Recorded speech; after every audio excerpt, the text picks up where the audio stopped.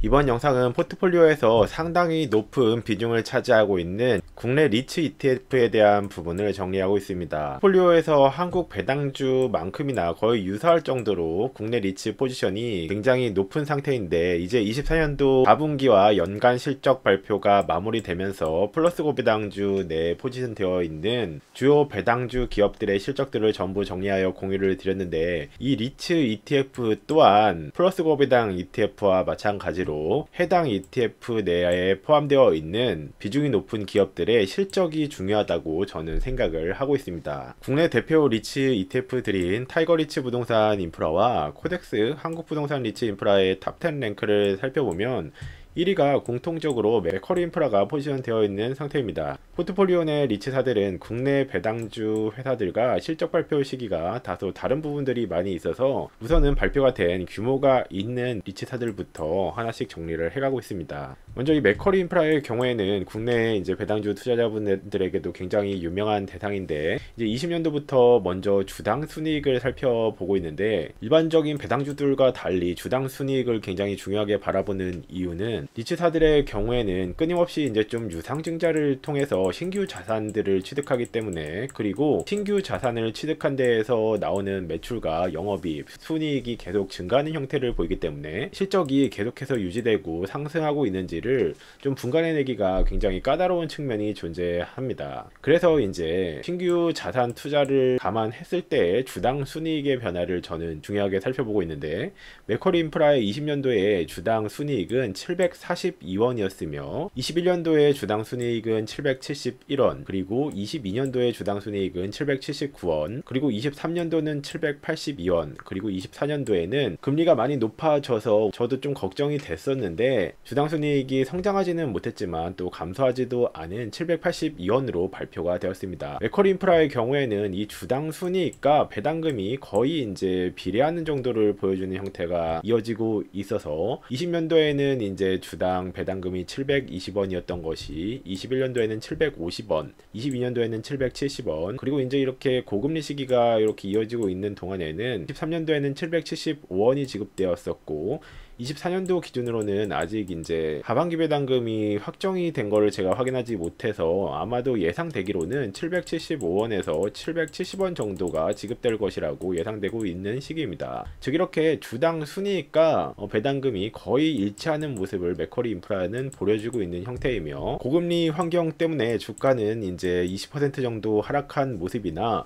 주당 순이익은 뭐 20%나 10%가 하락하지 않은 형태를 이어가고 있습니다. 물론 미래는 아무도 장담할 수가 없지만 국내의 경우에는 대출금리가 조금씩 낮아지고 있는 환경이 발생을 한다면 아주 조금씩은 실적이 개선될 확률도 리츠 영역에서는 높을 상태라고 생각이 되는 부분입니다. 즉 현재 한 2-3년 동안 급격한 금리 인상 시기 및 부정적인 사건들이 이제 여러 가지가 빵빵 터지면서 다소 과도한 주가 폭락이 이어진 시기라고 생각하는 것 때문에 저는 투자를 한 부분이 큰 상태입니다. 맥쿼리 인프라의 경우에는 앞서 말씀드린 것처럼 국내 대표 리츠 ETF인 타이거 리츠 부동산 인프라의 주가의 모습과 굉장히 유사한 형태를 보여주고 있는데, 타이거 리츠 부동산 인프라 또한 약 20%에서 15% 정도 주가가 하락한 형태를 장기적으로 이어가고 있으며, 맥쿼리 인프라 또한 뭐 거의 유사한 흐름을 보이고 있는 상태이긴 합니다. 하지만 추후 이제 금리가 점진적으로 낮아진다 리츠사들의 대출금리 부담은 아주 조금씩 낮아지면서 실적이 조금씩 개선되고 배당금도 개선되는 시기가 점진적으로 찾아올 수 있다고 생각을 하는 부분인데,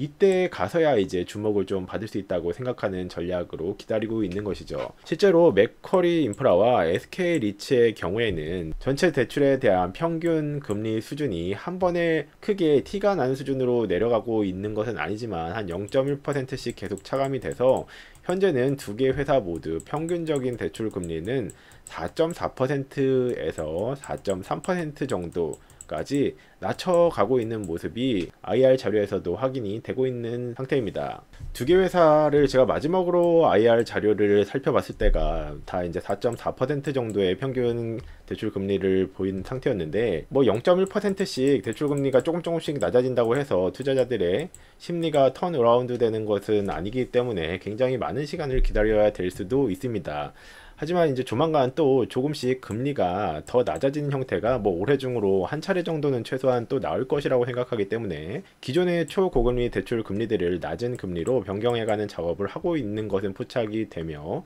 미래에 상대적으로 이제 예적금 이자도 좀 체감이 될 정도로 이제는 좀 낮아지고 있어서 계속 국내의 경우에는 3.5% 기준금리를 유지를 하다가 24년도 10월을 기점으로 해서 3.25%, 그리고 24년도 11월을 기점으로 해서는 3%, 그리고 이제 기준금리는 아직 한 차례 더 내리지는 않았지만 예적금 이자가 계속해서 낮아지는 형태를 보여주고 있기 때문에 이런 흐름이 이어진다면 현금 흐름을 쫓는 돈들이 이동할 곳을 찾는 시기가 왔을 때 분위기적인 턴어라운드 시점이 언젠가 찾아올 수 있다며 생각하며 기다리는 전략의 측면이 강합니다.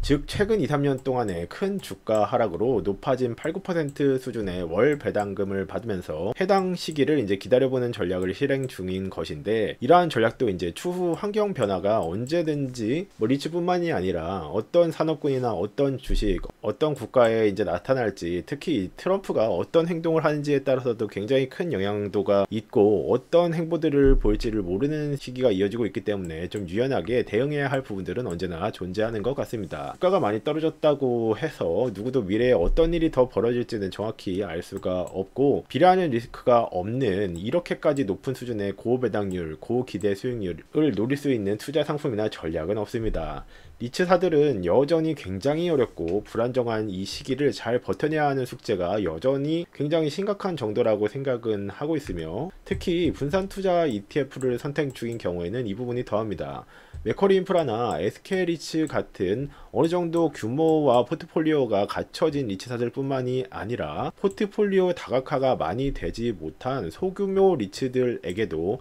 함께 투자가 되기 때문입니다. 이 타이거 리츠 뿐만이 아니라 코덱스 리츠 또한 편입된 10개 이상의 리츠들 중에서 문제가 발생할 확률도 소규모 리츠사들에는 당연히 많이 배제되어 있습니다. 특히 포트폴리오 다각화가 되지 못한 해외 리츠 자산 3개 미만에 투자되고 있는 형태의 회사들이 이제 타이거 리츠와 코덱스 리츠 공통적으로 해서 2가지 이상씩이 포함이 되어 있는데, 현재 이 고금리 현상뿐만 아니라 해외 리츠에다가 이제 투자를 하고 있는 리츠사들의 경우에는 초강달러로 인한 이중고를 겪고 있는 상태이기도 합니다. 달러로 이제 대출을 일으킨 경우에는 비싸진 달러 이자를 지불해야 되는 이슈가 있을 것이고, 그리고 이제 뭐 환해지 비용도 많이 들어가는 시기고 하다 보니까 안 그래도 고금리 때문에 리츠사들이 공통적으로 이제 힘든 상황을 겪고 있는데, 달러까지 이제 1,300원대의 환경이 아니라 1,400원대 환경이 이제 상당히 길게 이어지고 있다 보니까 이중고로 굉장히 심각한 데미지를 주고 있는 형태가 이어지고 있는 것입니다.